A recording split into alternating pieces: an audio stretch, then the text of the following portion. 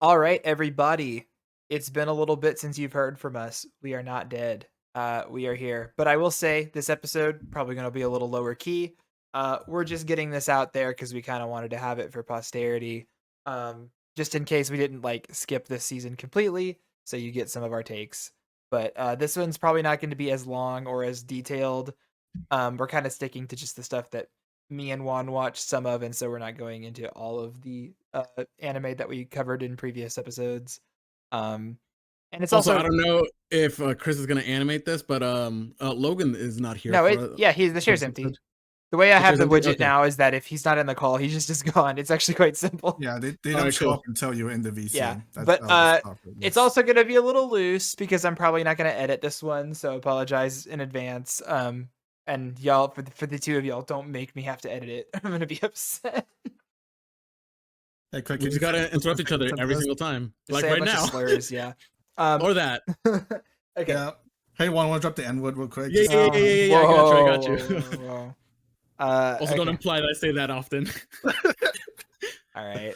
Now we're demonetized. Let's get started. So we're gonna start with Aku Yaku Reijo Tensei Oji-san from bureaucrat to villainous. Dad's been reincarnated. Oh shit.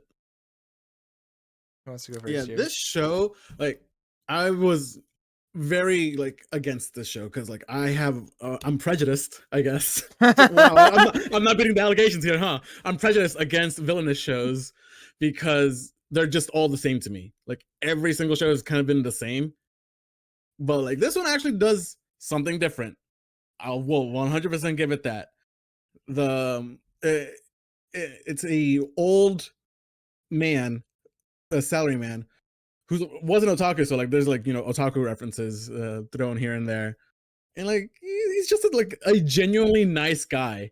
So it actually ends up being like pretty funny, and like, it made me laugh here and there. So I will 100% give it points for that. Yeah.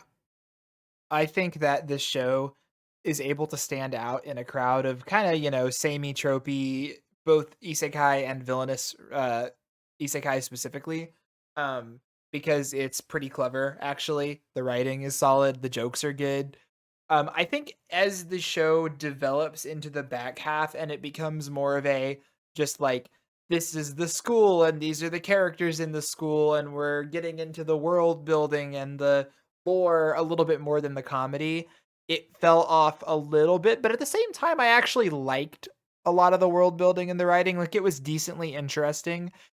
There were some cool mechanical ideas about how the daughter and mom who are watching his sort of playthrough of this game in the real world can interact with the game, and it has or like influence there and stuff. There are some mysteries that haven't been solved yet. But yeah, a lot Like of smart ideas. Yeah, like the mom the at the mom of end. the main character. We don't really know very much about her still, even though we thought we were going to find out more.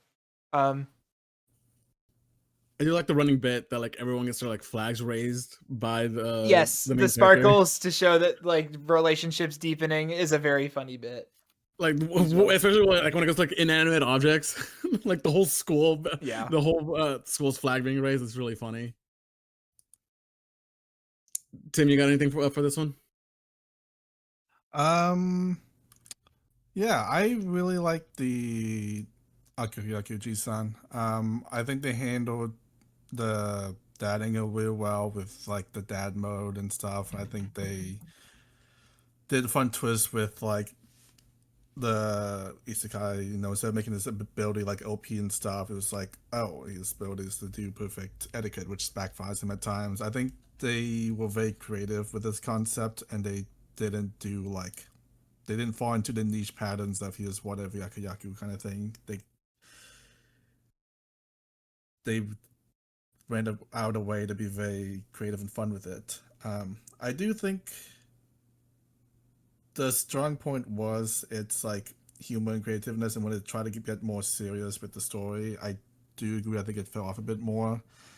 I think I would have been okay if this show stayed pretty like lighthearted and fun throughout, but it's we I still enjoyed what we got with the play and whatnot.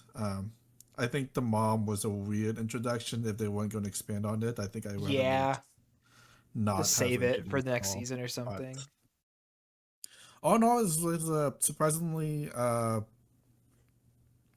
pleasantly surprised that the show was as good as it was. Yeah, we don't usually watch these kinds of shows, and I had a pretty good time with it the whole way through. And like I think that the sort of like one-sided Yuri as a like silly gag, and but also really everyone's kind of falling in love with her at the same time. It's a well he's still very much a 45-year-old man who's like, oh, you are all children. It's an interesting little dynamic. I mean, I'm curious how it's going to develop. I would happily watch a season 2 of this. Also, great opening and ending, bangers. Oh yeah, for sure. Yeah, I want more villainous shows to like be like this, like actually like do something Yeah, unique try with it. try With a its little gimmick. bit. Yeah. Um, Mhm. okay. Next up is the Wait, wait, wait, most. wait, Oh, wait, wait, sorry. wait. We gotta have Logan's statement for the Oh, show. I'm so sorry. Yes, let's get it in there. We have Logan is was unavailable to record this episode, but we have some prepared statements for the few shows he did watch. So Juan, give it to us. All right, this is quote Logan. I like this, especially once his family started to enter the equation. But I'll admit, my brain started to shut off more the princes there were in a given scene, and it feels like it ended right as it was getting interesting. I do tend to agree with that, but hopefully Yeah, there's no, more. that's pretty much what we said. Okay. I don't think I agree with the whole it ended when it started getting more interesting.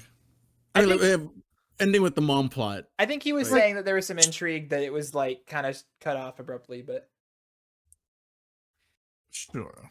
but at the same time, like it's just a bait for season 2, so hopefully we get that. Yeah. Okay. Next up is the first part of Dr. Stone Science Future. This is definitely one of the most intense seasons of Dr. Stone so far. I don't think the stakes have ever really been higher, and it's by far the scariest and most competent villains that the team has faced. We've also got like a lot of insane new like world building things. The fact that they have this whole entire advanced industrial society set up already. I think that Stanley and Dr. X are pretty compelling villains. Feel a little JoJo's, honestly, especially Stanley. Stanley feels like he's straight out of that shit. Yeah. I like how you're comparing it to JoJo as the one guy who's not seen JoJo. Yeah, I'm an expert. Am I wrong? Would you like to contradict me? Unfortunately, no, you're right. That's right. Anyway, so I had a lot of fun this season. I think, especially with where it ended, there is I am very curious to see where it's going to go from here because they're on that wild goose chase. While the rest of the team is kind of working together to develop the corn and like really start going on the population restoration plan. So, good pacing, well developed, fun. Senku almost died. It's crazy. Yeah, that was actually like pretty intense. Of Yeah. like him getting shot. Mm-hmm. Yeah, I really like the parallel of Senku and Dr. X being like opposites on the science spectrum. We Well, haven't well- had a smart evil. The Person the to villain go last up season was against. pretty smart, but he was a little too evil for his own good. You know what I mean? Yeah. That smart. He wasn't like scientist, you know. No, Yeah, no, he's no, not no. a scientist smart, No, he but was he's still like a villain smart, you know. but he was Sure, tactical. but like it wasn't like Senku fighting himself, which is No. what this Dr. Zeno feels like for Yeah, Senku. for them to show up and immediately get attacked by a plane with a machine gun, you're just like, oh shit, things are not gonna be on the same level that they were before. They are like barely scraping by at the beginning, and so it's cool to see them manage to crawl their way back onto an even playing field. Especially when you find out that the other enemy team has like a ton of genetic freaks too, just like the main team has. So. I think it's also really interesting that like Dr. Zeno and their group, like they're like the corrupt adults that Tsukasa was like trying to fight against. Yeah, I'm really surprised Tsukasa didn't like roll his eyes and be like, "Bitch, I told you." He's pretty chill about it. He's mellowed out though. I mean, he was kind of right though. I mean, he wasn't. Killing all the adults is a bad idea. Now, just because there are bad adults like some of these guys, like Stanley and Dr. X or whatever, doesn't mean they're all. And as we found out, not all of the bad guys are bad, and most of them are joining the team at this point now. So Yeah. it's like fine. Yeah. I also see way too much yaoi art of Dr. I Zuno mean, and Stanley. they're the most yaoi couple maybe of the year so far. So like it's Wow. uh We'll see about that. it depends on the competition, but high up there at least.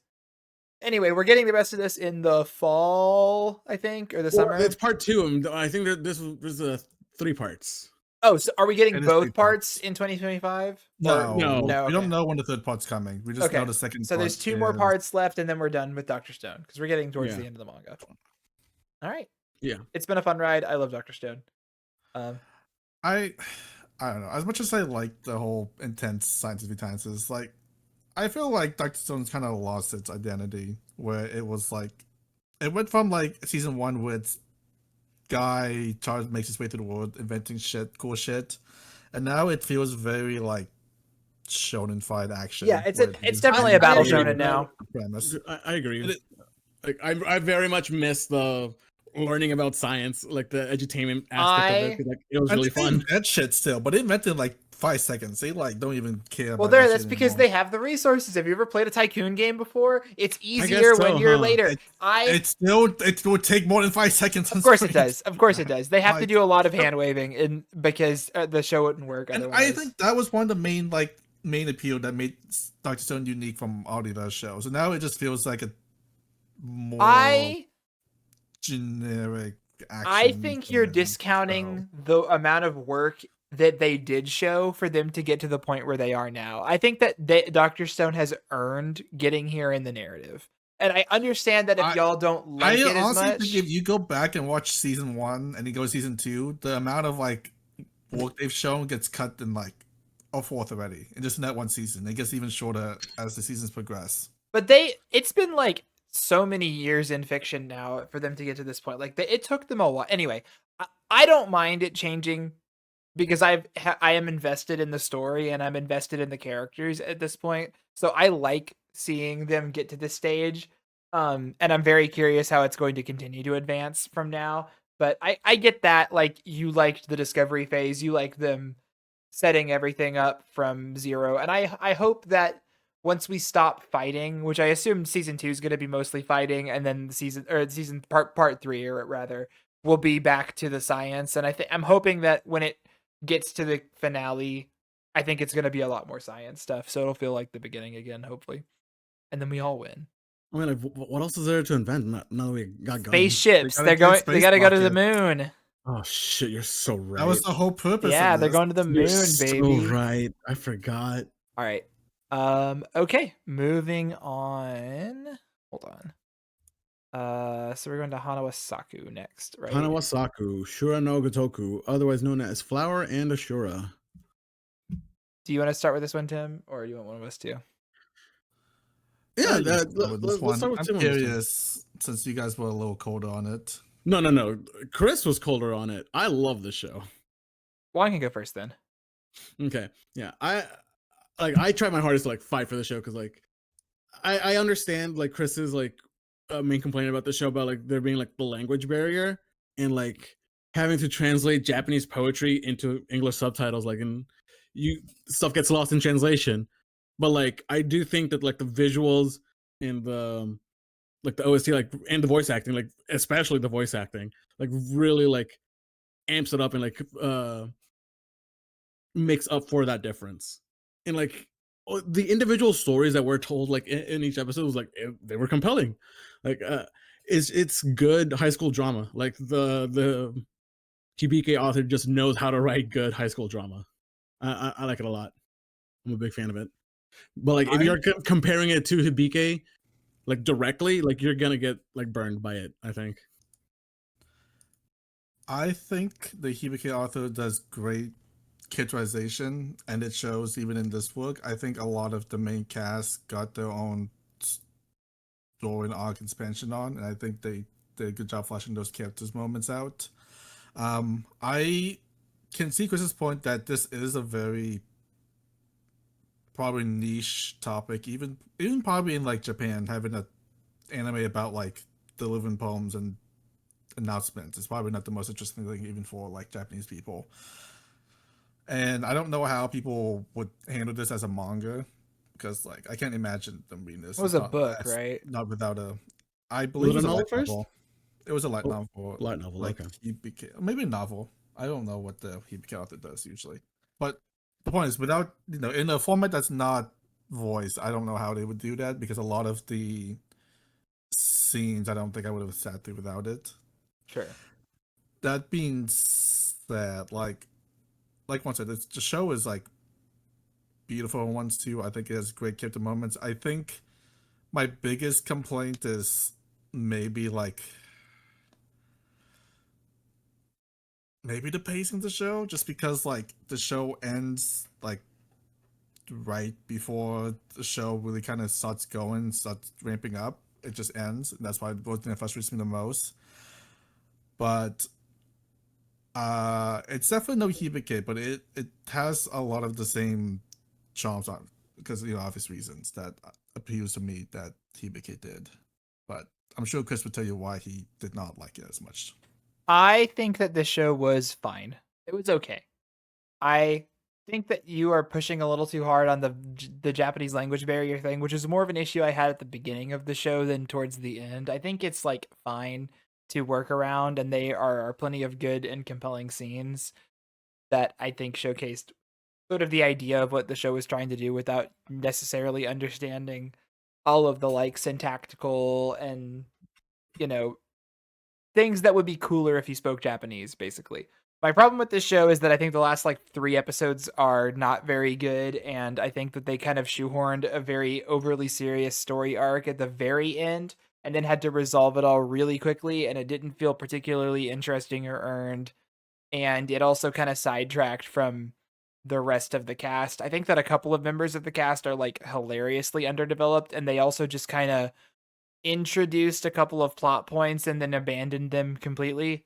Um, and also it like, and I shouldn't be surprised about this, but masterful Yuri bait from the king of Yuri bait or queen of Yuri baiting, the author of this manga, or the not the novel instead. This is somehow gayer than Hibike, and yet at the same time not at all Yuri.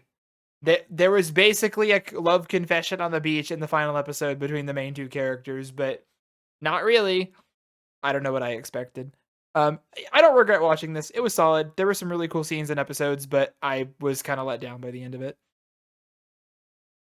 I may be like a little let down by it because like Yuri bait and stuff, but like I'm still very like excited for like a season 2 to be I announced. highly doubt we're ever getting any more of this. So Probably, which is a shame. I mean, because like it's the this the kind of studio felt that, like the end of it. I don't know if there's enough to adapt. what What do you mean? I'm sure. They haven't even started competition yet. Yeah, they have the entire competition. That's kind of why I was also like, we're not getting any of the competition in the show that's been leading up to all of it. I don't know. That's my biggest gripe is that the whole show is about the competition. It's They so ended it's right so before the unbalanced. competition. They just I don't know. I There's mean, like certain that's probably what characters season that 2 would be about. Like hey, they're I'll gonna- watch season 2 if it gets announced, but I kind of doubt it. I also don't know why you guys are angry about the Yui baiting because like you should have fully expected that going. Oh, I'm on. not That's angry. I just had to mention it. I expected it. Okay.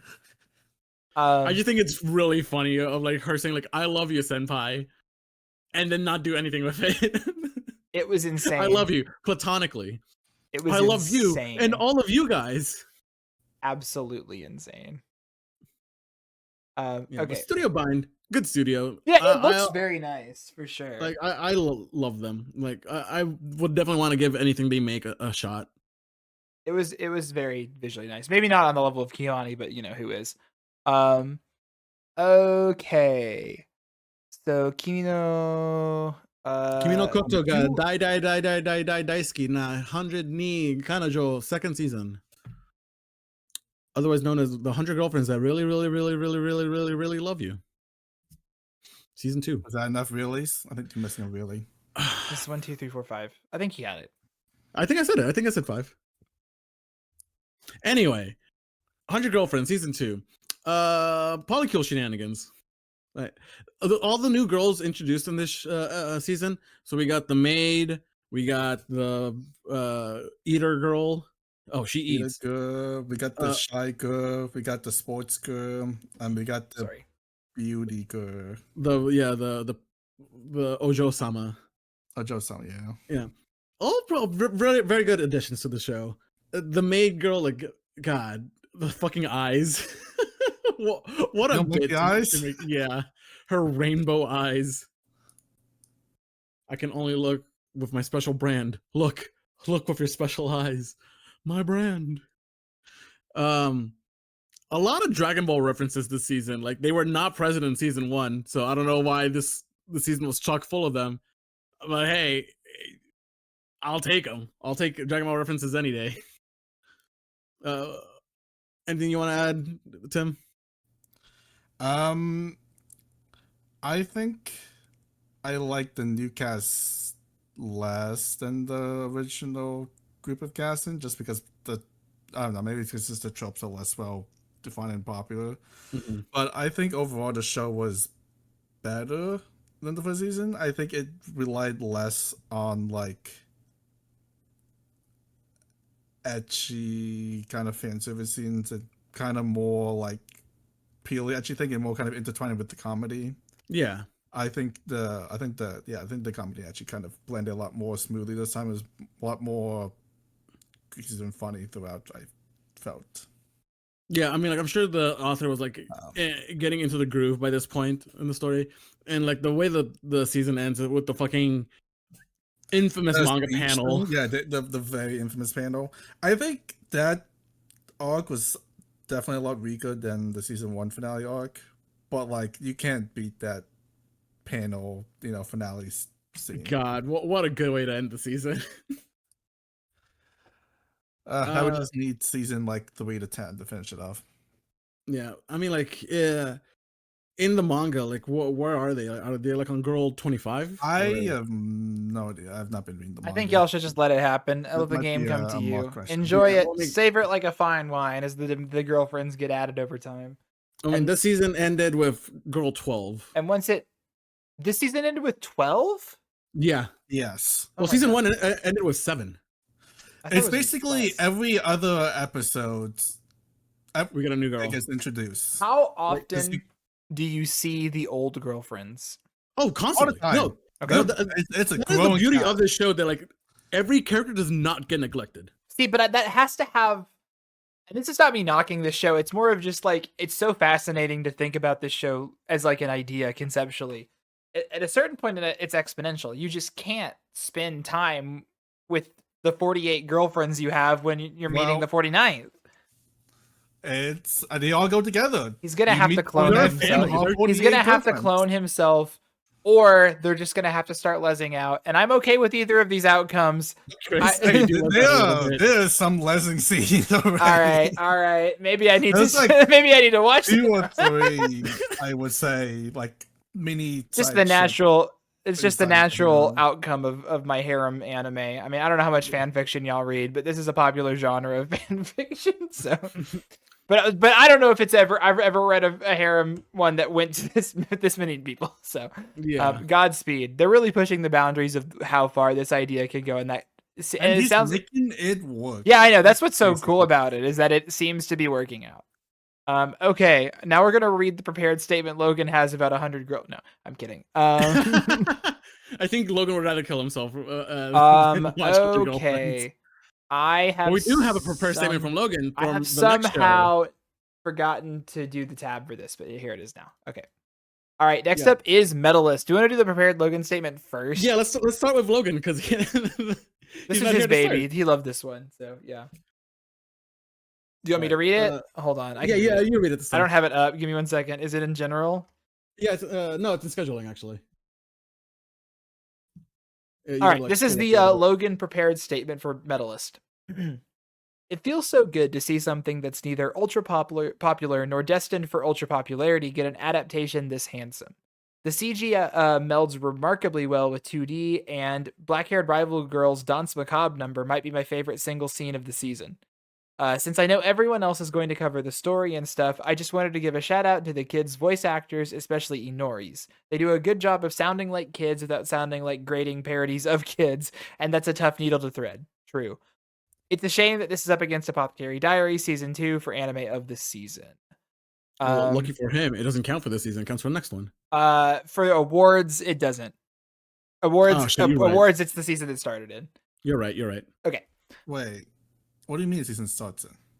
For the purpose of our award show, when we're doing like best in season, it's for 2 core shows are the season they start in, not the season they end in.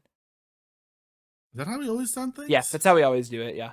We can talk about it more later since we can't edit. Anyway, do you want me to go first? I don't know. I can go first. I mean, yeah, you're already talking about it. So I agree with pretty much everything Logan said, but I'm gonna talk about a couple other things. I think this is pretty much the clear standout for original, like new show, not non-sequel show for the season. This is both an exceptionally well written sports narrative, combined with a pretty stellar production. Just excellent animation, both CGI and 2D animation and character animation. The characters are fleshed out and a lot of fun. I think that Inori is one of the best child MCs we've gotten in a long time, and her coach is also a pretty excellently written, fleshed out character. You really believe in them like together as a coach and student trying to make the best out of it. You believe that they have the potential to go the distance, even when you are introduced to whatever the black-haired girl's name is. Hikaru is her name, who's like kind of the goat at this age bracket. You're like, she's the Gojo of this verse. You get to see that she's the ceiling, and it does feel a little insurmountable, but you really believe that Inori can get there. And so that's pretty exciting. Yeah, this show's real good. I never would have thought that I would get so attached to a sports show, but they've done it. They've finally done it. It's like the main character is so adorable, and like I cheer for her at every performance. She feels like she could be like my actual daughter, and I'm in the stands losing it at every turn. Like I want more sports shows to be like this. Like it actually like grips my attention, and like I want these characters to win. Just seeing Inori's growth throughout the show was really good too, because like she was a bumbling idiot in the beginning, but she's my bumbling idiot. She's my little girl. I think she was still the same bumbling idiot she was at the beginning. Absolutely. More self-confidence in her. Yeah, I mean, like her gaining confidence throughout the show, and also like all the rivals in the show, they feel like actual rivals. Like they like push her to become better, and she also like inspires the others to become better, and like there's it's so cool. I love this. Oh, sports. I think they introduced a little bit too many characters towards the end. That's okay. There's gonna be more seasons. I don't care. Yeah, there's gonna be more seasons. Like they'll come up later. In the later seasons, but like they were really like dumping. There's a lot of children in the back half, but it doesn't necessarily take away from the highlights, which are the performance scenes, and I think all of those are stellar. Yeah, for sure. And I'm sure they'll get more time to like expand, but like it really felt like they really were reasonably paced, and then the second half was like here's a massive dump to prep for later down the road. But the ones that they did focus on, they did a really great job on all of them, and I think all of them helped. I think maybe it's a weird comparison to make to like Villain, but every single like in Villain, like I think every character she meets is specifically like made to help her grow in that moment for a specific way that she's lacking in. And it's really cool to see these characters help facilitate her growth in that way. Yeah. And also join the team. It's like the blonde boy and the other mittens girl. So they're not all. No, not all of them, but a couple of the key ones. So I don't think any of them are on the team technically. The blonde kid is. He's on the tempo. He went back. I guess that's true. It's really fun to draw the shonen comparisons. Yeah. Like, oh shit, she beat them, and now Piccolo joins the ice skating club. Right, exactly. We'll see how it turns out though. Yeah. Good show. Good. Great show. I highly recommend. Yeah, you should. This is like the clear. Anyone to watch this show. This is one of the clear front runners for the year already, and I think everyone should watch it. So I think even as immediate as week 1, I came to you guys with like this is easily the best show, the new show this season. And Logan, it was the one manga that would like Logan was like, I'm gonna kill myself if this is a bad adaptation, basically, and I'm very happy that it was good. So it worked out. Okay. All right. The next up is a small indie anime called ReZero. Season 3. We're counting both parts for this one. Yeah, both parts, including the part we're going to talk about all of it, including the part that aired in 2024. Yeah. I guess like as the resident ReZero fan here, I'll start here by saying this season was kind of bad. Interesting. Like, Continue. but by kind of bad, I mostly mean like inconsistent. Because like there are this season like felt the most light novel out of all the seasons. Because like there was just so many episodes where it's just talking and Yeah. talking and talking, and like it doesn't really matter. They And coulda like the cut. dialogue is not compelling. They could have cut at least one, maybe That 2 first episodes. episode being worth an hour of, and a half. the first episode, oh my god. The first episode, I was literally like, maybe I don't like this show. Maybe I was right about season 1, and I don't really like this show very much. And then episode 2 happened, and the narrative kicked in, and I was like, okay. Like the last like 10, 15 minutes of episode 1 happened, and I'm like, okay, this is what I'm here for. Yeah. This is why I like ReZero. I think it's interesting that you're as that cold on it. I do agree generally. It's funny that is how you feel, because I figured you were a little hotter on it. I think that when it hits, the highlights of this season really do hit, and there are some awesome individual scenes. And there's lots of awesome individual scenes throughout the season. But Juan is right. There's a lot of downtime, like a lot of downtime as well. And it can really stretch. And honestly, we have a friend named Colin who is like a hyper ReZero fan. He has read all the light novels. He is like, it's like his favorite anime. And so he is super embedded in the lore and is basically a walking like Wikipedia fan page. And so if he wasn't in the call with us to answer the questions that I had, like who the fuck is that character? Because they showed up in season 1 when I watched it, like when I was a freshman in college or something, and I don't remember. He was able to answer immediately and remind me who everyone was. I think without that, what? Oh, I forgot like a bunch of characters. I remember Sam, you have to remember that like every named character in the franchise shows up in this season again after not being there. Yes, that's why like the episode 1 was 90 minutes, because they need to reintroduce everybody over again. Yeah. So that was like literally the main reason why it was 90 minutes, because they couldn't get to the exciting part in the episode 1 finale without going. You have to be like, oh yeah, this guy is here and this guy is here. Like, I feel like it could have been done better. It could have been done better. Like there's my problem with like Japanese stuff, like being like too faithful to the source material, like make things better. There's a reason adaptations can like make things better. Go on, Tim. The only reason why the episode 1 was that long is because they probably knew that people would get bored and drop it. It was like 3 episodes before it got to something interesting, so they made all 1 episode so it would end. So you can just get through it. Yeah. Sasuga team. But you could also just restructure the first episode to like just be like 40 minutes and then like blitz through the dialogue. I honestly, minus all the introductions, which I think is probably important for people like Chris who forgets everyone from the get-go. I think every scene was probably somewhat significant to like some kind of foreshadowing or lead up between like Reinhardt's family issue or to like Garfield's mom and stuff. Like there was a lot of like minor scenes that had kind of significant down the road. Yeah, sure. So I don't think they can cut out very much minus the introduction, but I think, like I said, the introduction was necessary because it's been so long and people needed that time to remember who things I liked about this season, to not be super negative, because I do think it was pretty solid overall. I think that it is good to have an arc where Subaru does not die very much. I think. Oh, he only died like in the beginning. Like, yeah. I think only in episode 1. He died like twice, I think. Yeah. And just once. Was it just once? Anyway, he basically. No, he died like 3 or 4 times. We were on like the main loop for most of the run time of the season, and I thought that was made for a good change of pace from the previous seasons.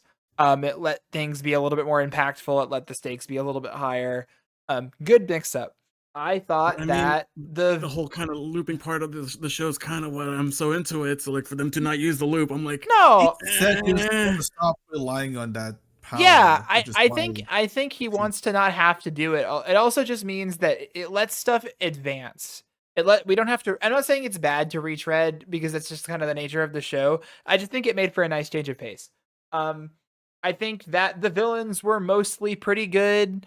I would say that Lust and greed were the highlights to some extent. I think that gluttony was fine. Wrath was okay. She was interesting. I think Lust in particular was a pretty good highlight or villain for the show. I'm She, gonna need names for these. I don't remember her name, man. I don't remember this. It's...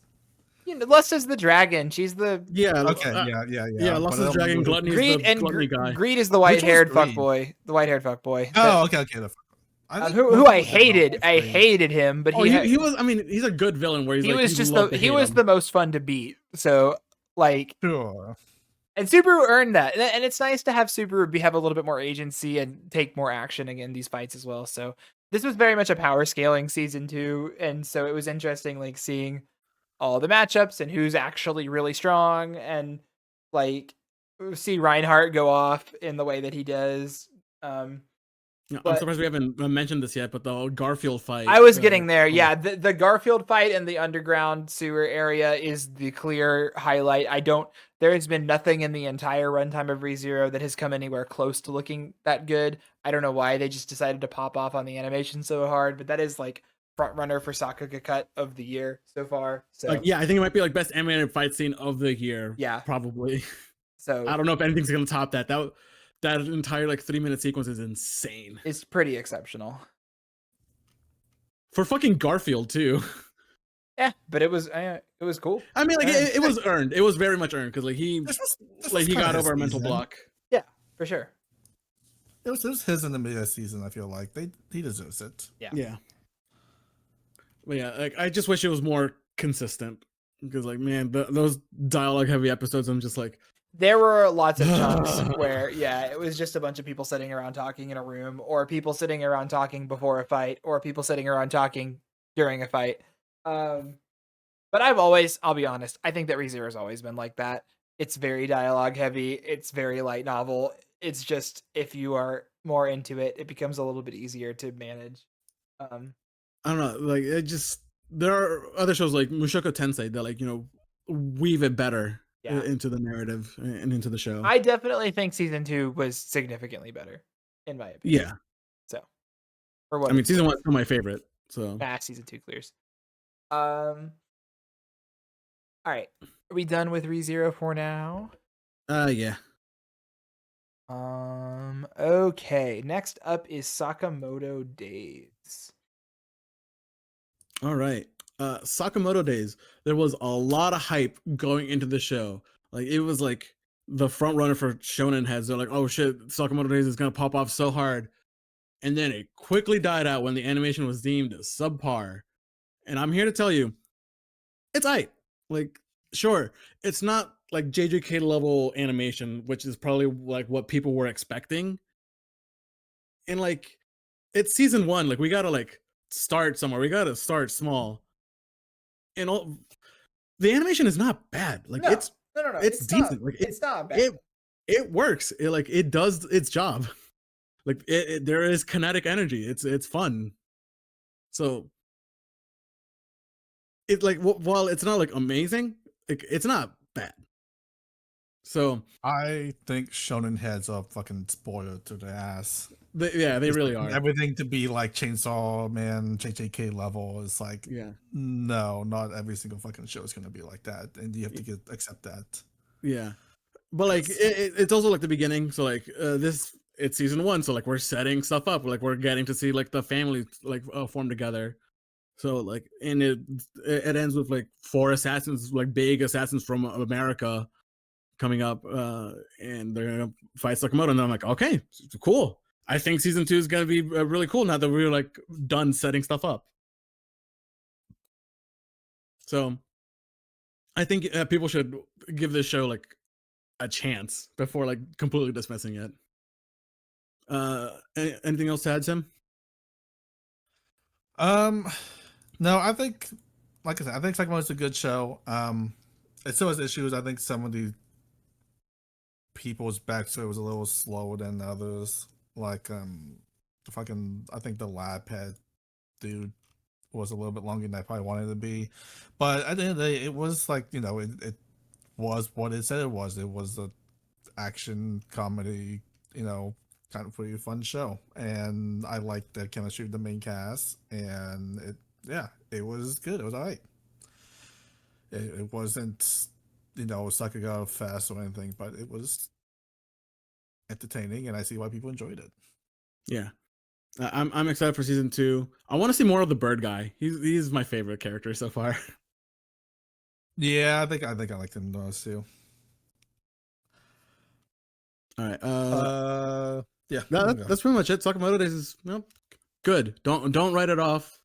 Actually, give I it a don't think chance. anyone's writing it off. I don't think No, people are A definitely lot writing of it people off. are writing it off on Twitter. Trust me, a lot of people. They're like, look at the animation. It's not JJK. I instead 1 out of 10. And you're right. No. It's not JJK. It's a different show. so true. All right. But next up, we got Shangri-La Frontier season 2.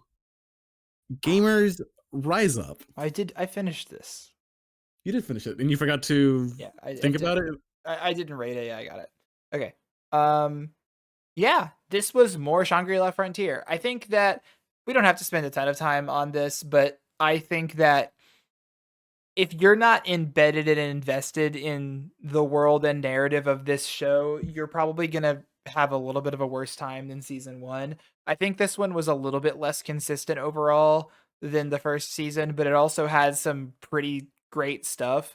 I really like the last arc where they're having the real life esports competition. Um, I'm a little bummed we had to end just as we were getting into that because I think it was really interesting seeing our characters interact in the real world. But the wolf fight was cool too. So there was some interesting stuff. I think this show has issues of being interesting when it's not following the main storyline. Just like a real MMO. I mean, yeah, but like it doesn't have to follow the things with MMOs. But like, I think the show was very interesting when we were following the wolf fight. I think when we were doing the octopus fight, it was interesting. But I think when it wasn't, when we were on the fucking side game shit, I think people will like. Oh, I losing their kind of like the mind mech over it. fight part. I don't know. I really like the mech fight part. Yeah, because I mean, I do think like mechs. most people weren't a big fan of that fight. I think all the side content people kind of toned out and wasn't like invested in, and I kind of agree. But like, I do think it's less interesting for sure. But I think it's interesting enough. But I think the overall opinion is that the side story wasn't that interesting, which is why this got so much less attention than other shows did. I mean, like the arc that it ends on is the in-person tournament, the fighting game I tournament. think them meeting in person was very hype. I think the game they're playing about the heroes and villain and them saving people and the villain doing It's a bad things and weird their point game. was Does a it- weird concept. I think other than Shangri-La, the games that they come up with are not that. I like the jank Interesting fighting game from or season 1, fun. but that's the exception, I guess. But yeah, I do think the mean IRL was hype and a lot of fun, but the games and side content seems to be pretty meh. I mean, I like them meeting up. Like it's what I've wanted from the beginning. Yeah, I'm like, like I I said, want that to see meeting them was hang hype. out. And fucking fuck, I forgot his name. The main character, him just being a not Senku. What's his name? Sunraku. Sunraku. Him just being a fucking weirdo and wearing a mask in real life too, even though Yeah. he does not have to. No.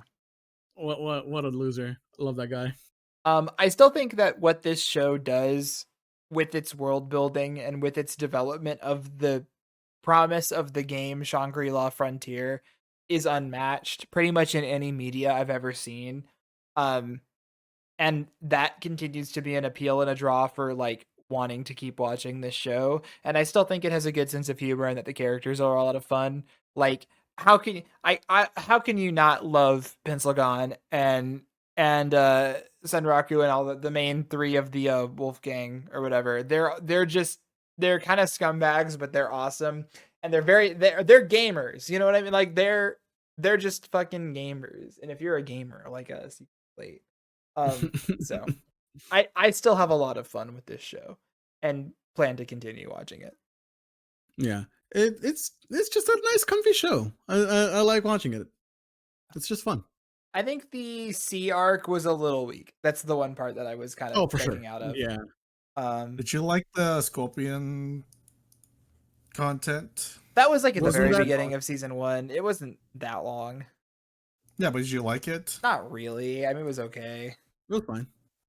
See, It was that's serviceable. a good point where I feel like it's only truly interesting when it's the main Shangri-La storyline. He's just getting an item. You know what I mean? Like, Yeah. I mean, Yeah. like, I like it most when like he's interacting with other people and like people have to deal with his shit. yeah.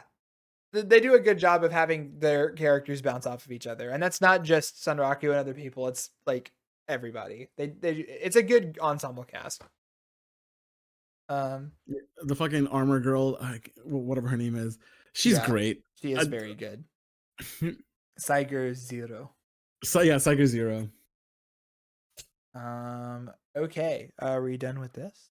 I'd say so. Yeah, we can move on To to Zenshu Zenshu, the premiere original anime of the season of Studio Mappa. by Studio Mappa.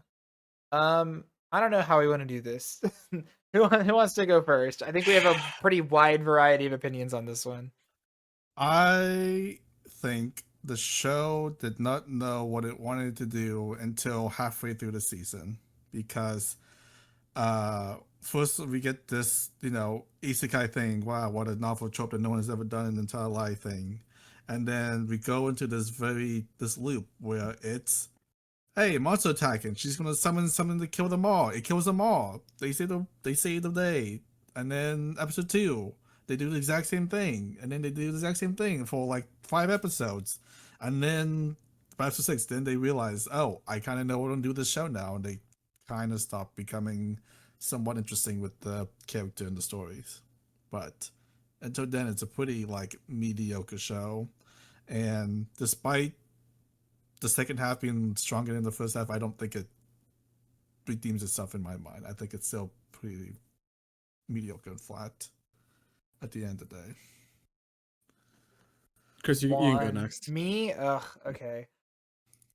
I think this show has a lot of really good ideas packed into it. I do not think that they are executed very well most of the time, unfortunately. But there is somewhere within this show something better, and I think you get glimpses of it pretty frequently, which makes it a little bit of a frustrating watch, especially towards the back half. Um, I I really like. I mean, there's obviously the production design can be really good. The animation can be excellent at times. But for a show about animation, you would kind of expect that to some extent. And then in some ways, it doesn't actually lean into it in the way that you would kind of expect. And other parts are like weirdly repetitive about it too. Um, it plays around with some of its thematic ideas of like interacting with media that you loved as a kid and how that world might exist if it was like real and fleshed out, and you got to know a little bit more of what would happen behind the scenes. And then the thing that I really did like the most is that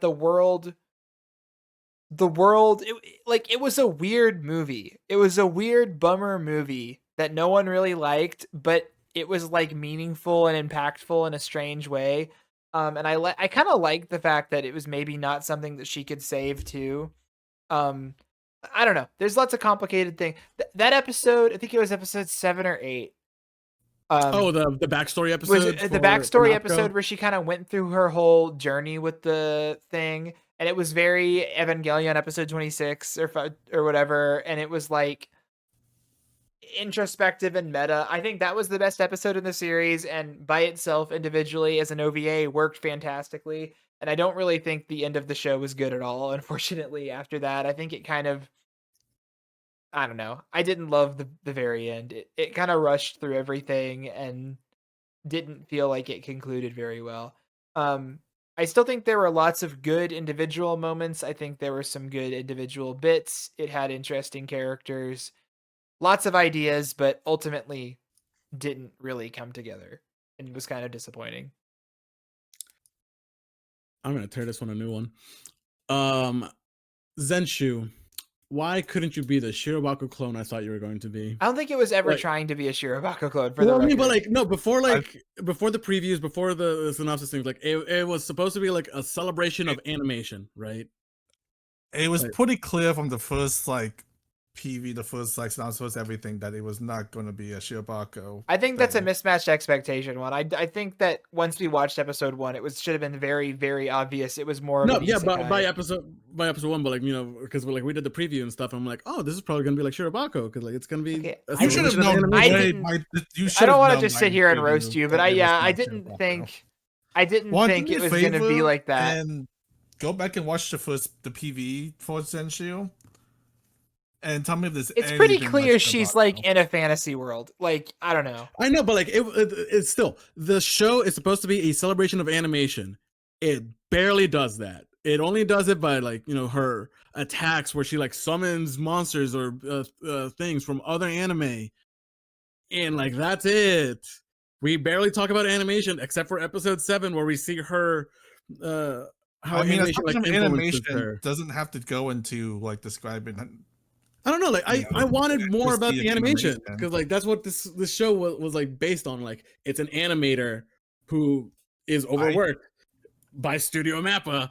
Like I feel like I could have done like really cool. No, interesting she's not. commentary. No. She's not She's not overworked. That in is not what is happening. She is not overworked. She's not overworked. She She dies is from on a. fucking She's on a eating block. Sushi. No, she is blocked because she personally is incapable of writing the story her studio is insisting she writes because she doesn't have experience with love. And she can't. No, it's not that she's well. It isn't a block, but it's also that she insists on doing everything herself because she doesn't. Yes, she she has has a sort of thing where she can't. She thinks she has to. She has a like imposter syndrome, and she thinks that she has to be perfect because she had this big hit, and the expectations are too crushing, and that's what ends up making it problematic for her. Yeah. Like people try to help her, and she says Yeah, that I and- could do it better, so I'm going to do it. She And that was refuses only help. explored in like one episode. No, Not I with- think that part of the show is explored pretty thoroughly. Other people in I think it's kind of one episode. I think they hint at it throughout the show, but it's really only talked about in the episode where she realized that she can't do everything by herself when she collapses. Yeah. I don't know, like I said, there's some potential that they kind of gleam into, but I just feels like it's too far too gone to redeem itself. Like it wants to be so much more, but like it just ends up just being an average isekai. Like it's just isekai, and like it's I think it's better than most average isekai. I would put it in the same slot as all the other isekais, honestly. It like, gets like, points. Animation, It cool, gets but, points for being original and trying. It is not cookie cutter, and it is not copying tropes. It is an it's not original copying Trump, world. like, it just kind of ends up doing it anyway. It doesn't know. What's Okay, original just because it's about it? bad. Hold on, let me back up. Just because it's not very good does not mean that you can just lump it in with all of the same fucking circle town with wall level system video game mechanic isekai horseshit so we get it's every a desert season. instead of a circle town. Wow, that's No, I but mean, it's I the don't- world feels more unique and fleshed out. Like the author, the creators clearly had an idea of bringing this movie to life, and the movie has a pretty distinct identity outside of normal isekai tropes. I think that is like objectively true. And Having identity does. I'm not saying it wouldn't was say it's executed not well. a- I just think that I don't think it's fair to compare this to other isekai slop. I do think that it's not very good and it fails ultimately as a television show. I just think that it gets points for trying to be ambitious and like trying to do something unique. I would compare this to Wonder Egg Priority. This is what it reminds me of the most. But Wonder Egg was good. But in the Wonder first Egg 9 was Wonder episodes. Egg was I much feel better like on that's average. that's insulting to Wonder Egg. to Yeah. compare. I don't think No. I don't think it has to be insulting to either of the shows because I think that Wonder Egg failed harder at the end but was better earlier.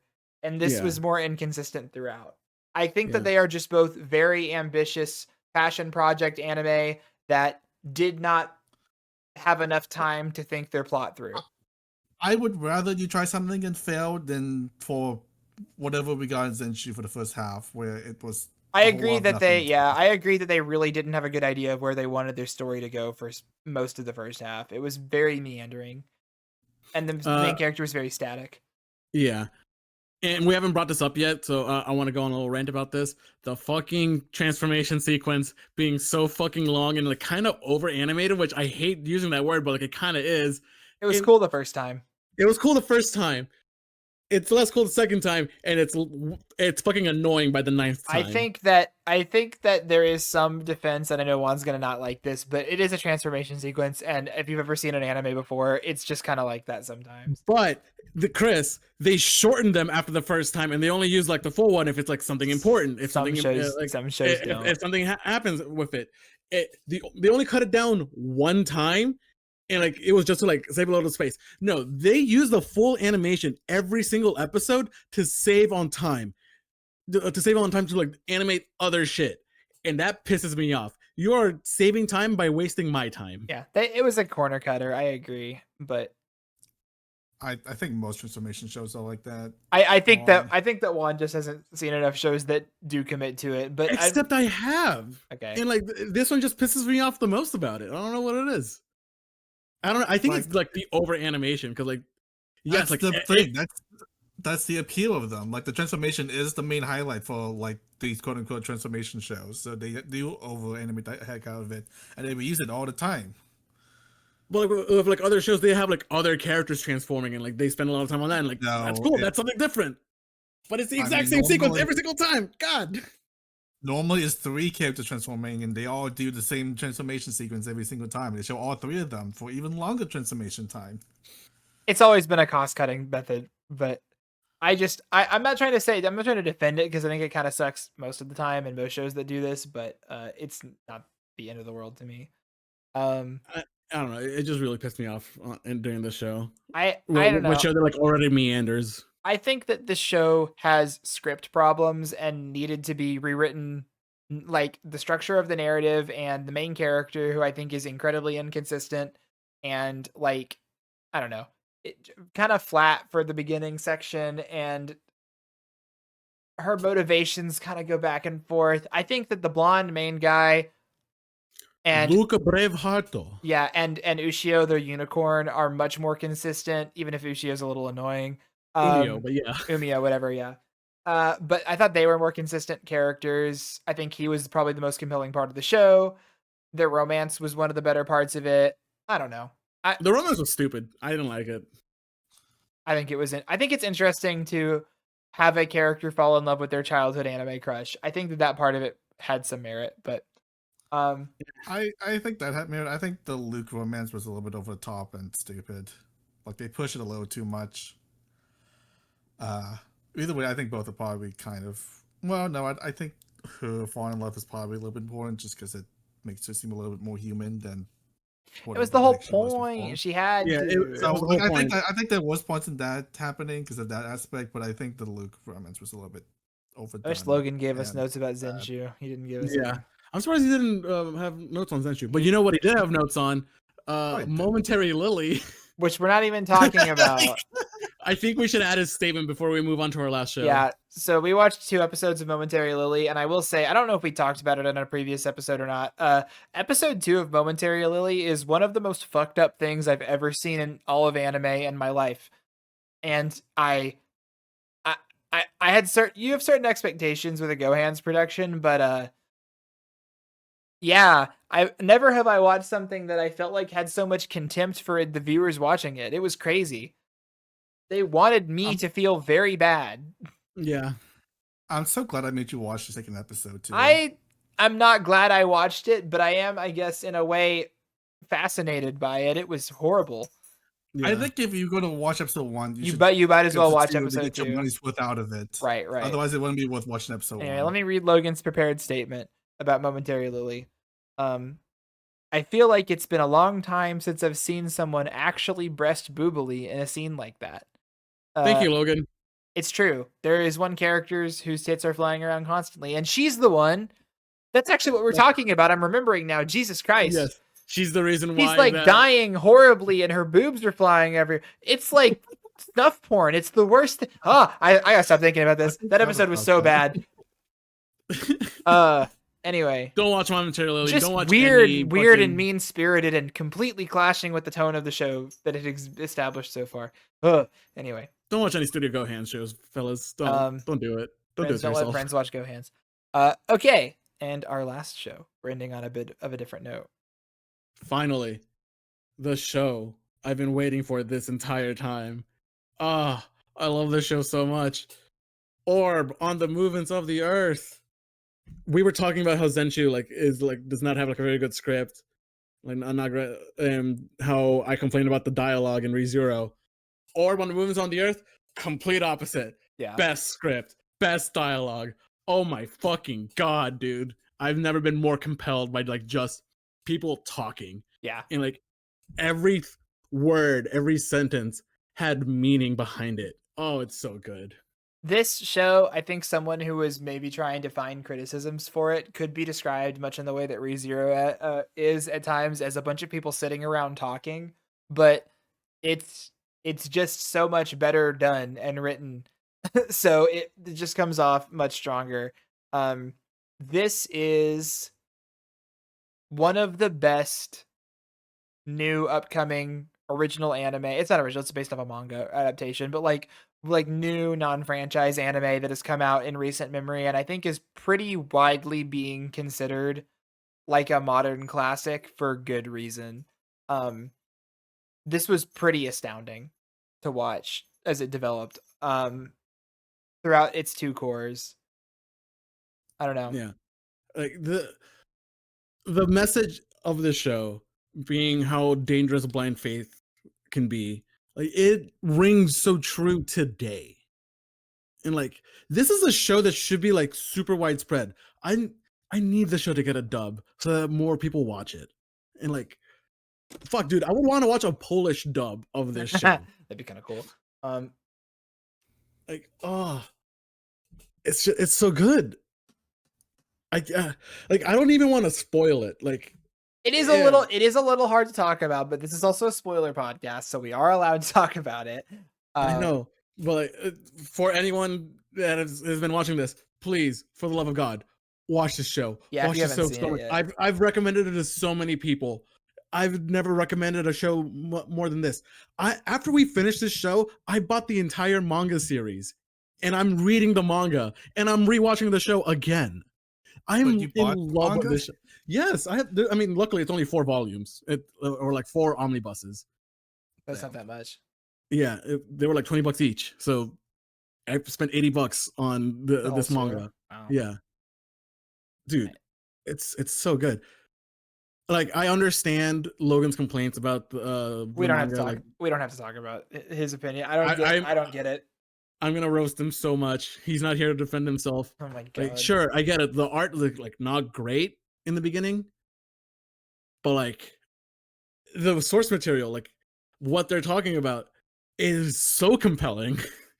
It's And the about anime doesn't have space. that problem. The anime looks pretty good the whole way through. So Exactly, yeah. So like if you give the anime a chance, like you will fall in love with everything because like yeah, it is like a very like tough subject of like heliocentrism. Like how do you make an anime about that? And the key to it is it's not actually about heliocentrism. It's about truth. yeah. It's but it's about the spreading of information and like how powerful information is. And the power of the written word and the power of people willing to die because they are convinced that they know that they are right, even if the entire world is saying that they're not. It's one of the more powerful things I've ever seen. I think I'd like to hear a little bit more from Tim because I don't think he talked that much. Yeah, I haven't heard like Tim's opinions on like this like at all.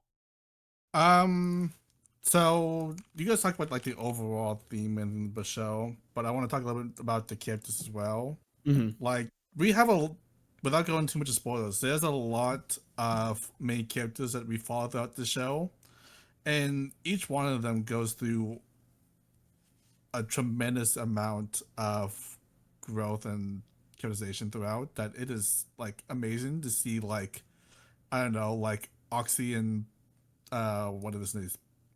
Badani, from like the first episode we see them to the last episode, they are like completely different characters, and it is amazing to see how like seamlessly they've like influence and transform throughout the show, and that's something that I don't see talked as much. She is a very special anime, not most, partly because of the topic it is covering. It is not like your average anime thing. It is like a very philosophical, deep, insightful things, which may not appeal to like everyone. So, despite all the praise we're giving to you, I will say it is probably not for everyone. So, take out the grain of salt. But it is rare we get something about this kind of like theming concept, this level, and I think like once that they like it is about pursuing the truth, and this like journey that take us on is like a very poignant, beautiful kind of journey from start to end that will probably stick with many people for a long time. There For sure. are episodes and moments from this show that are haunting, and I will continue. I can think about like three or four the like specific episodes. specifically, and just to get into it a little bit. I think that Noak is one of the greatest characters in anime that we've had in a really long time. To have such an It's not even- effective protagonist antagonist, like he really is the main character in a lot of ways, but he is absolutely the bad guy. But at the same time, you can't help but sympathize with him, even though he's committing horrible atrocities. Like, just one of the most effective characters. And then the conclusion of his arc, that episode in particular, all the way through, is one of the greatest moments we've had on anime recently. And I'm including the part at the end with the other character afterward. I don't know if you know what I'm talking about. Yeah. With Draka basically in the end of her arc Yeah. as well, which I think is probably the God. single most haunting moment in the entire show, and I think will stick with me for a long time. So it's just it is exceptional premiere television.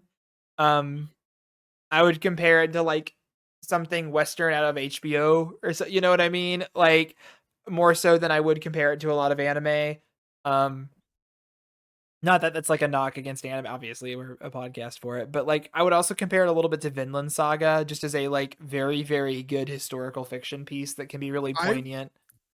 I was going to say that I don't think we've had an antagonist as compelling as Norok since probably like Askeladd and Yeah. I hesitate to call Askeladd a true antagonist, but I get what you come from. I think I think he's like on the same level as Noak. From the point of view of the main character, he is definitely kind of antagonist. Because I don't in know. spoiler, he kills his dad. He kills his dad, but at the same time, he kind of becomes his second dad. So it becomes but it was he does a lot of bad things too. Yeah. Like I think it's fitting to call him an antagonist or protagonist. I think either way works. But I think from the point of view of the main character, I think he was an antagonist for most of the show. I want to bring up this one episode in particular for you guys. Do you guys remember episode 9, where it's the episode where they go into Count Pias's backstory? Yes. Like how he got into focusing on geocentrism, and then them looking for Venus being in its full. That scene is so beautiful. I mean, that entire episode, like legit, it is a front runner for me for like best episode of the year. And like it's not even the climax. See, that's to say, there are better episodes. I think there are episodes that would contend. I can think of like 3 or 4 episodes within Orb that contend with it for me. Like the episode at the end of I don't think you don't like fully like remember that episode. Like that episode is fucking beautiful, dude. And then like it ends with Count Pias like realizing, the truth is more important. Like I'm glad I know that geocentrism was wrong all along, and then he accepts the truth, and then he dies, and like he dies knowing that he can talk to his mentor about it in heaven. I'm like, oh my fucking god, dude! Oh, it's such a beautiful episode. Glad might have been the wrong choice of word there. Yeah, I think he felt mixed about it. It was definitely mixed. He felt like he had wasted his life studying the wrong thing. Yeah, it was definitely. It's so sad seeing an old man cry like that. It is. It is yeah, you don't see things like that very often. It um anyway, I mean if you're looking for something mature, like I hate to be this way, and this is gonna come off sounding elitist, but I have a brand to maintain. Like a lot of anime is very juvenile, and that's not even a bad thing. And I'm not trying to criticize people that like juvenile anime because they can be a lot of fun. You know what I I mean, like mean? Hana Soccer, it's about like high school drama, like Yeah, specifically high even that is school. a little bit more serious than I'm talking more like silly slapstick shonen So shenanigans lovely. or yeah, like, I didn't want to say it. Yeah, like so I know what leveling. you were thinking. But like if you want something thought With me. provoking, serious, adult, sad, poignant, something that is going to affect you greatly and make you feel also something that's very grounded in reality. This is not necessarily true. This didn't necessarily happen, but things like this did happen to people considered heretics by the church in this era, like for hundreds of years. So, Hell, it's kind of happening now. yeah. And it just things have changed a lot and the nature of how truth is perceived has changed a lot over time with the spread of information. It's like they were saying, books and the ability to read is like magic and the ability to convey information. We take it for granted now because it's so widespread, but so many people for so long just didn't know nearly as much about the world as they did because they had to rely on hearing it from other people that could read. So, yeah. Lots of layers to this one. It will I think it's being lauded and I think it is right to have been lauded at the level that it is right now.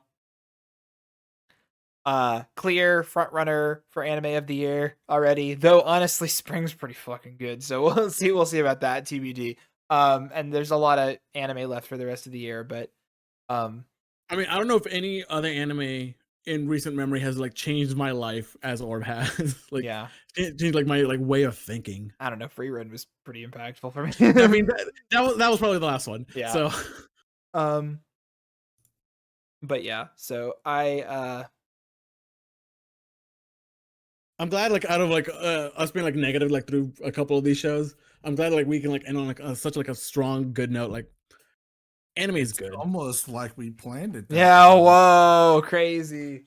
Um We're the Almost ones like in Juan charge of actively asked ordering us to it. make this the last show we talked about. Listen, Yeah. So, yeah, if you haven't seen this one, that means that we can probably leave it off as far as our top 3 go from the list, unless we don't want it. I feel like all of us are gonna have this at number 1. So, yeah, no, it's um, definitely So number we one. can do top 3, not counting Chi. okay. All right, Juan, do you have I think one? I know we're gonna. I think we're still gonna have the same number 1, even if we don't count Chi. But Yeah. Yeah, that's true. Yeah, I mean, maybe not. We'll see.